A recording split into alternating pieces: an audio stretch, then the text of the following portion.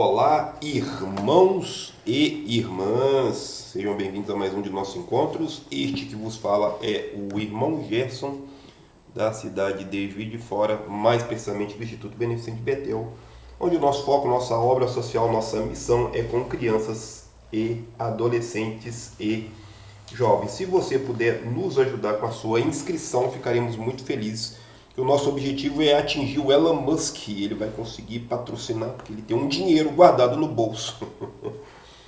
E ele vai conseguir patrocinar aí os nossos trabalhos aí. Que Deus abençoe você, você que está conosco, você que está só de passagem. A frase hoje é do nosso irmão Charles: viva a sua vida como se você vivesse apenas uma vez. Ele colocou em inglês, eu traduzi, eu não sei ler inglês direito. Eu traduzi, eu achei muito bacana, anotei aqui no meu papelzinho. Um abraço para o irmão Charles, a Grace, a Jamie, a caçadora. Que Deus abençoe vocês. Nossos irmãos foram para Brumadinho, ele conseguiu uma vaga de emprego lá. E a gente tem orado por essa família tão maravilhosa. Que Deus os abençoe em nome de Jesus Cristo. Amém. Certo? Bíblia Sagrada, tradução de João Ferreira de Almeida, esta aqui, no livro de Números, hoje o capítulo 13 em diante. Que Deus abençoe você que faz o uso deste manual da vida boa e que nós possamos ser revestidos com o poder do Espírito Santo. Um abraço especial também para Jéssica de Oliveira, Alexandre de Oliveira, Gustavo de Oliveira, Gustavo, Carol e Giovanni, 3 irmãos aí. Que Deus abençoe vocês. Carol, o G está com saudade de você. Tia Simone, o G te ama. O João Ítalo, o João está passando mal, né? O pedaço do planeta, o pedaço do chão onde nós moramos, Juiz de Fora, está frio, então o pessoal está passando mal aí, minha mãe já passou, eu estou meio gripado, um pouco de dor no corpo, o João está com sintoma de dengue, então é isso aí. Um abraço para meu papai também, meu papai andou passando mal ontem. Deus possa fortalecer todos vocês. Se a sua chave de interpretação for diferente da do irmão Gerson, anota tudo aí nos comentários. Irmão Gerson, eu entendi assim, assim, assim, assim, assim. Coloca aí, eu vou ficar feliz em anotar tudo no meu super caderno. É isso aí, tá? Deus abençoe todos vocês, nossos inscritos, nossos apoiadores e a nossa equipe. Números, capítulo 13, versículo 1. Por que números? Porque ele está falando de número. Ele contou o povo, vai contar o povo de novo. Todo mundo que está pronto para a guerra, levanta a mão. O pessoal levantou a mão. Eles vão começar a arrumar os problemas. O Moisés vai passar muito aperto com essa galera aí, tá? Capítulo 13, ele vai mandar uns espiões aí. O 007 vai espionar a terra de Canaã, tá? Disse o Senhor a Moisés: envia homens que espiem a terra de Canaã. Beleza? Até aí tudo bem? Sim, tudo bem. Só que tem um problema, né? A terra de Canaã já tinha gente. E não era qualquer gente, não. Presta atenção por quê. Que hei de herdar aos filhos de Israel. De cada tribo de seus pais envia o homem que seja um dos príncipes. Enviou Moisés ao deserto de Parã. Segundo o mandato do Senhor, todos aqueles homens eram príncipes dos filhos de Israel. São estes os seus nomes: da tribo de Dan, da tribo de Rubem, Samua, da tribo de Simeão, Safate, da tribo de Judá, Calebe, da tribo de Issacar, Gigeel, da tribo de Efraim, Oséias, da tribo de Benjamim, Paute, da tribo de Zebulon, Gadiel, da tribo de José, né? Pelas tribos de Manassés, Gade, e da tribo de Dan, Amael, da tribo de Asser, Setur, da tribo de Naphtali, Nabi, da tribo de Gade, Geuel, e deu a Oséias, filho de Num, o nome de Josué. O Oséias é da tribo de Efraim, então ele muda o nome, né? A troca de nome. Gente, a troca de nome é porque a pessoa ia assumir uma nova posição, tá? Tanto espiritual quanto social ali, no meio do povão ali. Tanto é que o Papa que assumiu aí agora, o americano, ele assume o nome de Leão 14º, tá? Porque teve 13, ele é o 14º, e aí eles trocam de nome. Então Oséias, na verdade, o Josué, na verdade, se chamava Oséias, tá? E ele era da tribo de Efraim. Tá? Quando Moisés os enviou para explorar a terra de Canaã, disse: subi ao Neguebe, escalai as montanhas, vede como é a terra, o povo que nela habita, se é forte, se é fraco, se são poucos, se são muitos. como que é a terra que habita, se é boa, se é má, como são as cidades que vivem, são abertas, são fortificadas, como é o solo, é fértil, estéril, tem matas ou não. Esforçai-vos, trazei-vos do produto da terra, era o tempo das primícias da uva. Então era para explorar, dar uma olhadinha, ver lá se tem riquezas. Isso dá um problema, gente. Gente, estão com um problema lá até hoje. Pesquisa aí, entra no Google, pesquisa como que é hoje a convivência dos israelitas com o pessoal que está ali à sua volta. Vocês vão ficar impressionados. 2025, tá? Tá todo mundo tentando furar o fígado de todo mundo. E olha, essa narrativa é antiga e olha, já tinha problema nessa época. Imagina, tá? Assim subiram, espiaram a terra desde o deserto de Zim até Reob, a entrada de Amate, subiram através do Noguebe, visitaram até Hebron, onde viviam Aimás, Sesai, Talmai, filhos de Enaque. Hebron tinha sido fundada 7 anos antes por Zoar, no Egito.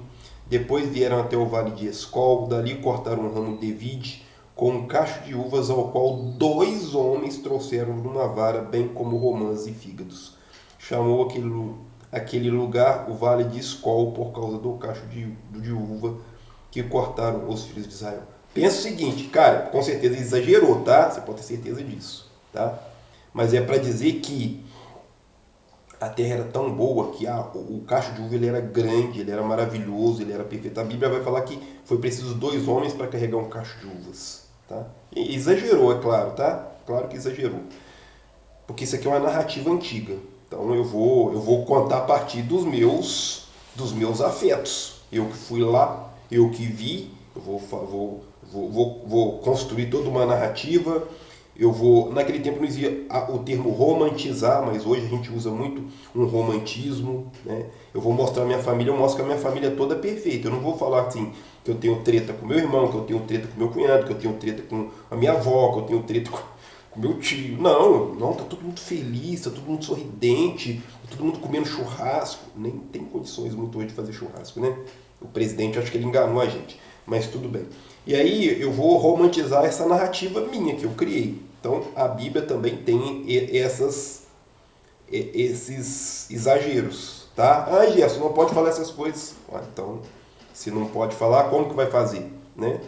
E aí eles vêm com a sua pesquisa, apresentam a sua pesquisa para o Moisés, tá? Eles vão trazer o relatório, que vão passar o relatório para o Moisés, ó.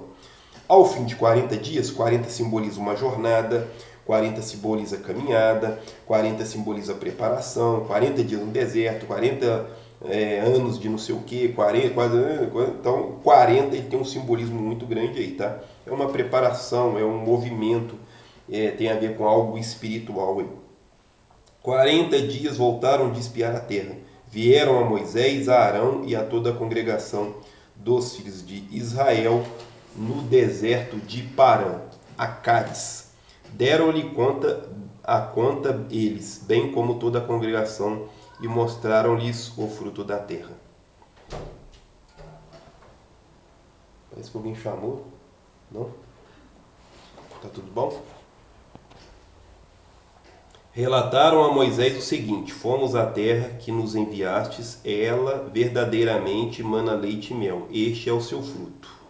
Mas, tem um mas aqui, tá? Presta atenção o que acontece. Quando eles vão lá, eles dão de cara com o pessoal que estava na terra.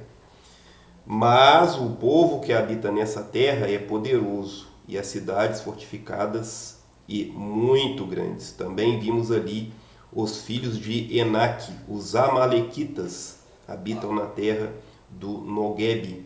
Os heteus, os jebuseus, os amorreus habitam na parte montanhosa, e os cananeus habitam junto ao mar, ao longo do Jordão. Porque a gente lê na história que o Brasil foi descoberto, Cristóvão Colombo descobriu a América. Gente, isso é tudo papo furado, tá? Não existiu isso não, tá? Isso aí foi... Os europeus chegaram aqui, tinha gente aqui, tá? Os nativos estavam aqui, foram massacrados, tá bom? A gente lê na história, mas você está estudando, você tem que fingir que aquilo foi de verdade, tá? Não, os europeus chegaram aqui e descobriram o Brasil. Mentira, já tinha gente aqui, a América foi a mesma coisa e tal, Neste caso aqui aconteceu exatamente o mesmo. O povo, os judeus, os hebreus, os israelitas, não eram judeus ainda, né? Os israelitas, né, os hebreus, quando foram lá para Canaã, tinha gente lá, então deu problema, deu conflito, deu guerra, tá? E o pessoal dá uma tremida aqui, porque o pessoal era forte, tá? Eles estão até, no relatório deles aqui, vão dizer que ó, tem gente forte lá, as cidades são fortificadas, tem gente na montanha, tem gente no vale, tem gente em todo lugar tem gente aqui. Então Caleb fez calar o povo perante Moisés e disse: subamos animosamente e possuímos em herança, pois certamente prevaleceremos contra ela. Por que o povo de Israel entende que a terra de Canaã é sua herança? Porque o Abraão já tinha comprado um terreno lá, e neste terreno ele faz um cemitério onde ele enterra a Sara, ele enterra alguns parentes. Eles utilizam este local para fazer o enterro, então eles entendem que eles têm uma herança lá, tá? E vai dar muito conflito. Se a gente pegar as narrativas bíblicas aqui, da época das guerras, da época dos reis, da época dos juízes, é guerra em cima de guerra. E depois até as tribos vão se desentender, tá? No final as tribos vão se desentender aí e vai sobrar pouca gente aí. Hoje o povo judeu é um povo bem reduzido, né? Todo mundo sabe disso aí. Porém, os homens que com ele subiram disseram: não podemos atacar aquele povo, é mais forte do que nós. Às vezes a gente vai olhar para o problema e vai dizer que o problema é mais forte do que nós. É isso aí, somos nós os humanos, a gente olha para as questões da nossa vida e vai entender que as questões da nossa vida muitas vezes vão nos sufocar. Por isso que quem está com Deus tem que estar com Deus, né? Levanta e anda, senão não consegue sair do deserto. Por isso que eles vão ficar 40 anos perambulando pelo deserto aí. Versículo 32. E diante dos filhos de Israel, inflamaram a terra que tinham explorado, dizendo: a terra pelo meio do qual passamos a espiar é terra que devora os seus moradores. Agora eles já vão falar que a terra é como se uma terra que comesse as pessoas, né? Ele usa a palavra devora os seus moradores. Todo o povo que vimos nela são homens de grande estatura, gente grande. Tem pessoas que vão entender como gigantes, tá? Aqui eles estão usando a palavra grande estatura, pessoas altas, pessoas fortes, talvez, né? Tem todas as teorias aí, né, sobre os gigantes e tal. Então, pois é, justamente por causa dessas palavras que foram utilizadas aí. Versículo 33. Também vimos ali gigantes, pois os descendentes de Enaque são de raça gigante, e éramos aos nossos próprios olhos como gafanhotos, e assim também lhes parecíamos. Então eles entendem que o pessoal que está lá é muito mais forte do que eles. E aí eles vão dar essa balançada e infelizmente vão perambular pelo deserto durante 40 anos. Capítulo 14, versículo 1. Toda a congregação levantou a voz, chorou em voz alta aquela noite. Todos os filhos de Israel murmuraram contra Moisés e Arão. De novo, mais uma vez, tá? Não é a primeira, não é a segunda, nem vai ser a última vez, tá? Isso aqui vai ser até o Moisés ir embora, tá? O Arão daqui a pouco vai falecer, a Miriam daqui a pouco vai falecer e vai ter um monte de problemas aí, tá? Isso aqui é o início dos problemas do Moisés. Moisés vai ter muita dor de cabeça, tá? Todos os filhos de Israel murmuraram contra Moisés e Arão, e toda a congregação lhes disse: antes tivéssemos morrido na terra do Egito, ou mesmo neste deserto. Por que nos traz o Senhor a esta terra para cairmos à espada e que as nossas mulheres e crianças sejam por presa? Não nos seria melhor voltarmos ao Egito? E diziam uns aos outros: levantemos um capitão e voltaremos para o Egito. Ou seja, eles preferem retornar para a escravidão do que lutar pela própria liberdade. Gente, isso é o que mais acontece, tá? É o que mais acontece. As pessoas que vencem na vida, nós vamos falar que eles tiveram sorte. Nós nunca vamos olhar para a pessoa e vai dizer: nossa, fulano foi muito forte, fulano dedicou-se, fulano leu muito, fulano fez um curso, fulano se especializou. Não, vamos falar que a pessoa teve sorte. Porque vão ter as pessoas que não querem, não vão se levantar, não vão caminhar. Tem as pessoas que vão se levantar e vão caminhar, vão transformar suas vidas, vão ter uma vida plena, uma vida boa em todos os aspectos. Aspecto espiritual, filosófico, teológico, mental, pessoal, físico, né? Material. A pessoa tem uma casa, ela tem um carro, ela tem uma condição, porque é a pessoa que se levantou e caminhou. E aqueles que vão olhar para a vida e vão dizer, nossa, a vida é muito perigosa, eu não vou sair de casa. São as pessoas que vão ter dificuldades aí, tá? E aqui no caso do povo foi quase todo mundo balançou aqui. O pessoal queria voltar para o Egito. Lembrando que eles têm um grande líder, tá? Que é Moisés. Moisés é um grande líder aí. Numa das minhas aulas de filosofia, tem um professor de filosofia que disse que Moisés foi um cara tão especial, mas tão especial, que ele é aquela pessoa que conseguiu tirar todo um povo de dentro de um sistema. Ele falou que isso é quase impossível. Professor de filosofia, tá? Graduado em filosofia, mestrado, um monte de coisa aí. Ele falou que basicamente isso é quase que impossível. Ele deu o exemplo do sistema capitalista ao qual nós estamos inseridos. É quase impossível um ser humano hoje, que vive dentro do sistema capitalista, se desvencilhar e sair do sistema. Ele falou que isso é quase impossível. E o Moisés, ele conseguiu retirar um povo inteiro, uma nação inteira, de dentro de um sistema para reiniciar uma outra nação. Ele falou que isso é quase impossível aí. Então, olha só, eles estão seguindo um grande líder, mas não reconhecem. Eles preferem voltar ao Egito e serem escravos do pessoal lá de novo. Moisés e Arão caíram sobre os seus rostos perante todo o ajuntamento dos filhos de Israel. Josué, filho de Num, e Caleb, filho de Jefoné, dos quais espiaram a terra, rasgaram as suas vestes e disseram a toda a congregação dos filhos de Israel: a terra pelo meio do qual passamos a espiar é terra muito boa. Se o Senhor se agradar de nós, então nos fará entrar na terra e a nos dará. É uma terra que mana leite e mel. O Josué e o Caleb são os dois únicos daqueles 12 que foram lá espionar a terra, que tinham coragem de falar assim, opa, peraí, vamos agarrar essa promessa e sim, não vamos desistir não. E o resto do pessoal não quis não, tá? Então, somente não sejais rebeldes contra o Senhor, e não temais o povo desta terra, porque como o pão os devoramos, a proteção deles se foi, mas o Senhor está conosco. Não temais. Se estão com Deus, não era para ter medo, né? Só que muitas vezes a gente diz que tá, mas não tá. Muitas vezes a gente segue as doutrinas, segue os protocolos, mas segue só no dia dos eventos religiosos e depois no resto da nossa vida a gente é simples humanos. Certo? É isso. Toda a congregação disse que os apedrejassem. Então a glória do Senhor apareceu na tenda da congregação e todos os filhos de Israel disse o Senhor a Moisés: até quando me provocará este povo? Até quando não crerá em mim, apesar de todos os sinais que fiz no meio deles? Gente, é mais fácil eu acreditar nesse negócio, nesse objeto, que eu posso tocá-lo, eu posso quebrá-lo, eu posso queimá-lo, eu posso encostar nele, eu consigo vê-lo, né? Eu consigo mordê-lo, eu consigo jogá-lo, eu consigo deixar ele em qualquer... do que em algo que eu não estou vendo. Em algo que eu preciso ter um nível de abstração para poder experimentá-lo, que a ideia é Deus. Tá? Eu não consigo apalpar Deus, vê-lo com essas bolotas de gelatina. Certo? Eu preciso ter uma abstração para poder ter a experiência de Deus. Tá? Deus não tem nada a ver com emoção, com sentimento. Deus é algo que está muito além disso aí. Muito além da física. Mas você está falando igual o Aristóteles, da metafísica. Não foi o Aristóteles que criou isso não, tá? Foi alguém, depois que foi compilar sua obra, que não tinha uma palavra para depois da física, colocou metafísica.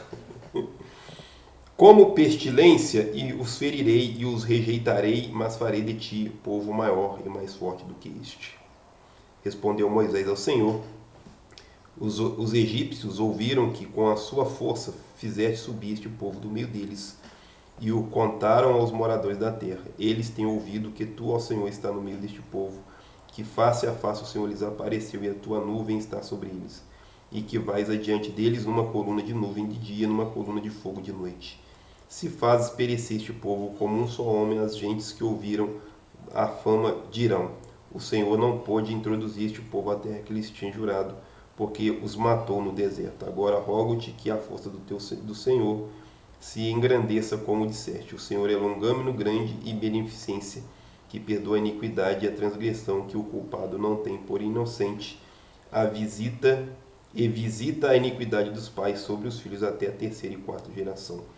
Perdoa a iniquidade deste povo segundo a grandeza da tua benignidade, como também perdoaste a este povo desde a terra do Egito até aqui. Dá a entender que o Moisés tem que ficar argumentando com Deus para que Deus não destrua o povo. É estranho se você for olhar por esse lado, né? Lembrando que a pessoa que lidava diretamente com Deus, né, o responsável direto era Moisés. Nós estamos tendo uma experiência de Deus através da experiência de Deus de Moisés, tá? A experiência de Deus aqui, neste livro, ao qual é atribuída a Moisés, é uma experiência de Deus de Moisés. É isso. Se você for lá no Novo Testamento, a experiência de Deus de Jesus é muito diferente. Deus é amor, misericórdia, justiça. A ideia de Deus do apóstolo Paulo, tá? Aqui não, aqui já é uma ideia de um Deus que está tentando destruir o povo, ao mesmo tempo que quer cuidar, ao mesmo tempo que quer pulverizar, está bolado. Já notou isso? É como quase que se um Deus que tivesse um sentimento. É isso, tá? Porque nós estamos lendo a narrativa de um homem que está interpretando aquilo ao qual Deus quer passar para o povo. Então, é uma posição de Deus através de uma mentalidade de um humano. A gente tem que tomar muito cuidado com isso, tá? As pessoas podem utilizar destes, abre aspas, dons, fecha aspas, para tirar proveito das pessoas. Deus falou comigo que é para você fazer esse corte de cabelo. Imagina uma mulher que tem um cabelo bonito igual a minha esposa, passar a utilizar esse corte de cabelo, porque a minha compreensão de Deus é que todo mundo tem que ter esse corte de cabelo, horroroso. Então temos que tomar muito cuidado, por isso a importância de estudar a Bíblia Sagrada, tá? Disse o Senhor, conforme a tua palavra lhe perdoei. Porém, então, certo, como eu vivo, e que a glória do Senhor encherá toda a terra, nenhum dos homens que viram a minha glória e os meus sinais que fiz no Egito e no deserto entrarão estas 10 vezes. Me tentaram estas 10 vezes, não obedecem a minha voz, nenhum deles verás a terra que prometi com juramento a seus pais. Nem o Moisés, coitado. Moisés vai até ver, mas não vai entrar. Porém, o meu servo Caleb, porque nele houve outro espírito e perseverou em seguir-me, eu o levarei à terra que entrou e a sua semente a possuirá em herança. Aqui, a partir desse momento, o Caleb e o Josué, eles vão ser duas pessoas separadas aí, tá? Tanto é que o Josué depois vai dar prosseguimento em assumir o posto de Moisés. Dado que os amalequitas e os cananeus habitam no vale, mudai amanhã de rumo e retornai ao deserto na direção do Mar Vermelho. Depois disso, disse o Senhor a Moisés e Arão, até quando sofrerei esta má congregação que murmura contra mim? Má congregação. Será que a nossa congregação, será que o quadradinho ao qual nós fazemos parte, será que ele é uma má congregação? Será que realmente nós estamos fazendo a obra de Deus? Será que realmente nós estamos libertando, mostrando para a pessoa que ela pode ser liberta, que ela pode ter uma vida plena, que ela pode ter uma vida abundante, que ela pode ter uma vida conectada com Deus e ao mesmo tempo em harmonia com a vida, com a natureza? Será que a gente está conseguindo fazer isso? Ou nós somos responsáveis por uma má congregação? Tá? Tenho ouvido as queixas destes murmuradores, filhos de Israel. Disse-lhes, tão certo como eu vivo, diz o Senhor, como falaste aos meus ouvidos, assim farei vos outros. Neste deserto cairão os vossos cadáveres, como também todos que de vós foram contados no recenseamento, de 20 anos para cima, e que murmuraram contra mim. Não entrarei nessa terra, a respeito do qual eu, levantando a mão, jurei de nela vos fazer habitar, salvo Caleb, filho de Jefoné, e Josué, filho de Nun. Os dois únicos que foram lá espionar a terra, né, os dois 007, os dois espiões aí, que, não, vamos sim, nós estamos com Deus. Então, no meio de uma turma vão ser sempre assim, tá? No meio de uma turma você vai saber exatamente quem está contigo e quem não está. Mas os filhos de Israel, Mas os vossos filhos, dos quais dizeis que seriam levados como presa, eu os introduzirei nela, e eles conhecerão a terra que desprezaste. Quanto a vós, porém, os vossos cadáveres cairão neste deserto. Gente, olha que interessante, tá?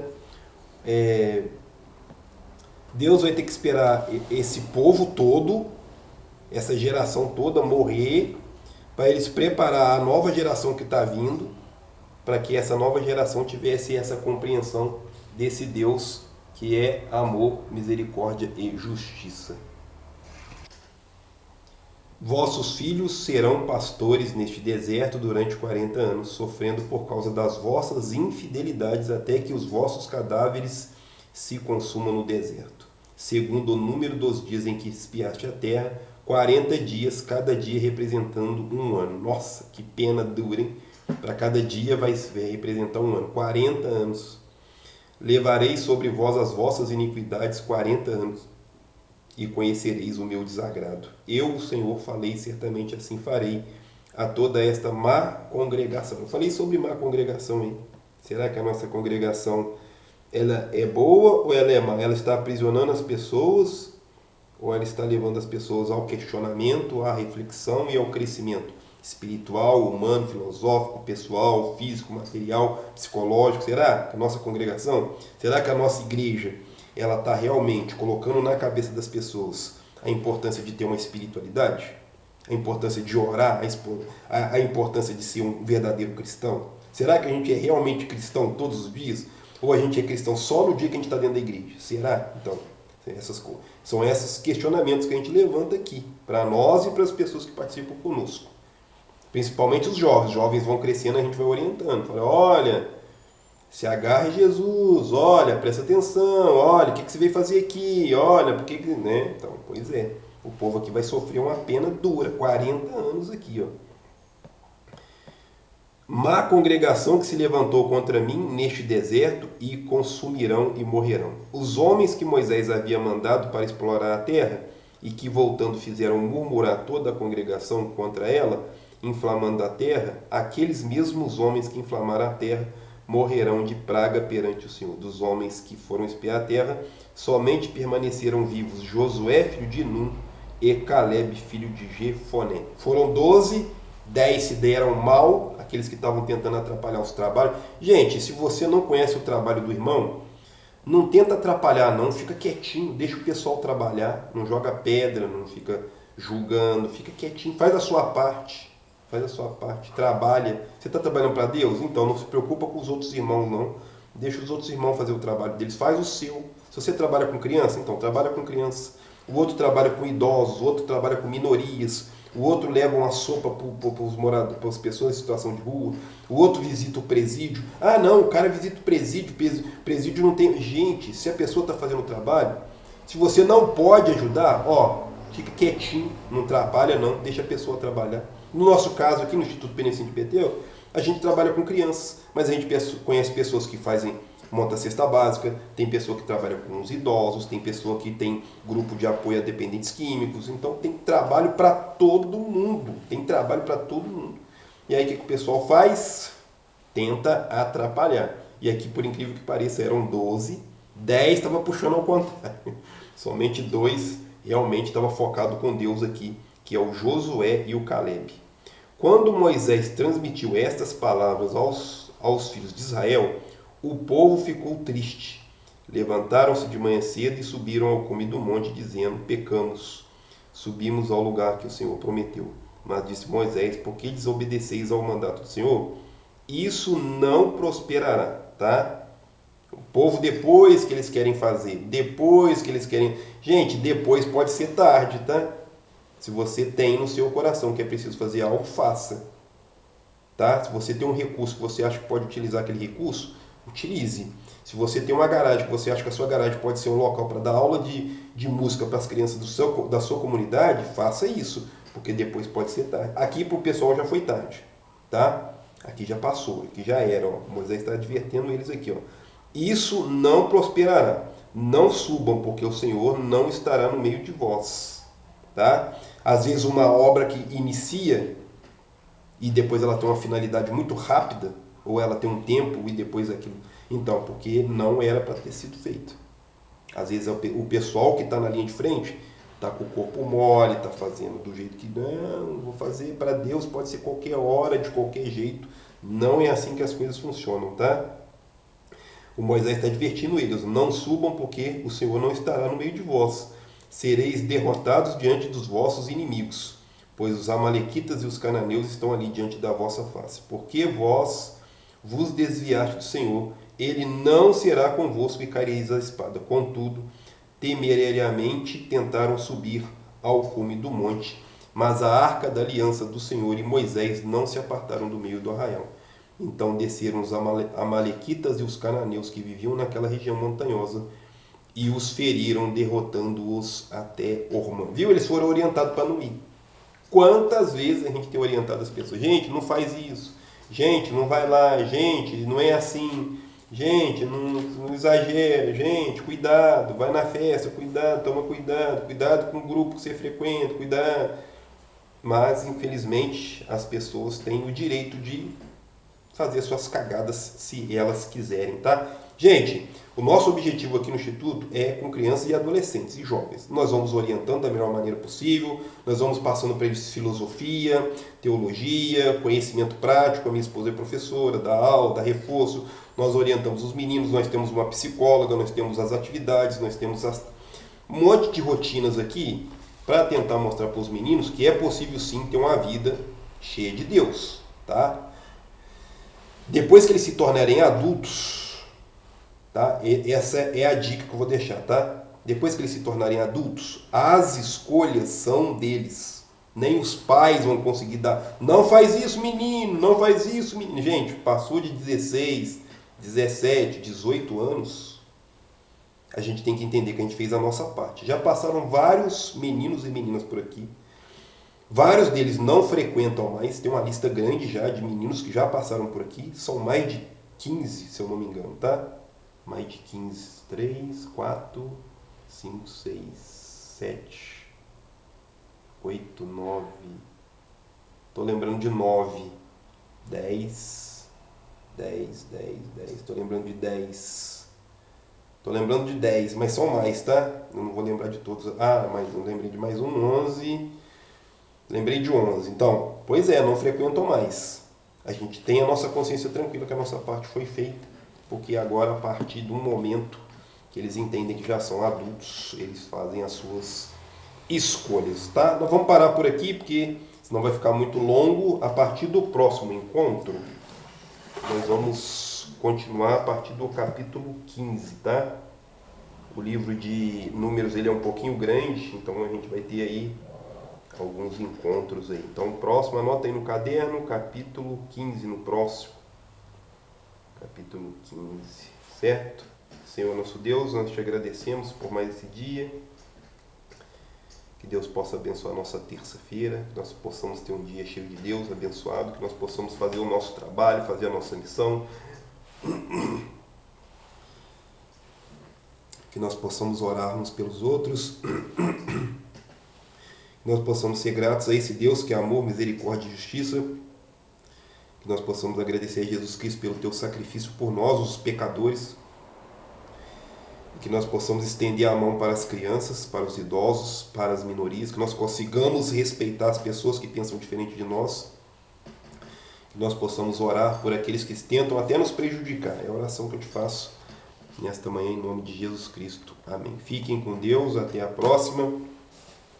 Um abraço do irmão Gerson, da tia Simone, da equipe Betel, em nome de Jesus Cristo. Amém. Muito obrigado, gente. Valeu.